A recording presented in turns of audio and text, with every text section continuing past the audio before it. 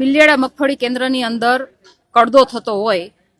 એક ખેડૂત ભાઈએ મને વાત કરી અને એ કડદાનો અમે પર્દાફાશ કર્યો ત્યારે મારા ત્યાંથી નીકળી ગયા પછી એ ખેડૂતને ઢોર માર મારવામાં આવ્યો અને એને ધમકીઓ આપવામાં આવી કે રાજકુમાર જાટ સાથે જેવું કર્યું એવું જ અમે તમારી સાથે કરશું એવી ધમકીઓ આપવામાં આવી અને કહેવામાં આવ્યું કે જિગીશાબેનને શું કામ બોલાવ્યા. એટલે એ દરમિયાન આ ખેડૂતોને મારવાના કારણે સિવિલ હોસ્પિટલમાં દાખલ હતા, ત્યાં એની ટ્રીટમેન્ટ પણ ન થઈ, પોલીસ દ્વારા એની ફરિયાદ પણ લેવામાં નથી આવતી અને પોલીસ તંત્ર દ્વારા એવું પણ કહેવામાં આવે છે કે અમુકને નામ નહીં લેવાના તો જ ફરિયાદ લેશું, બાકી નહીં લઈએ. એટલે મારું કહેવાનું એમ છે કે ગરીબ ખેડૂત બિચારો ક્યાં જાય,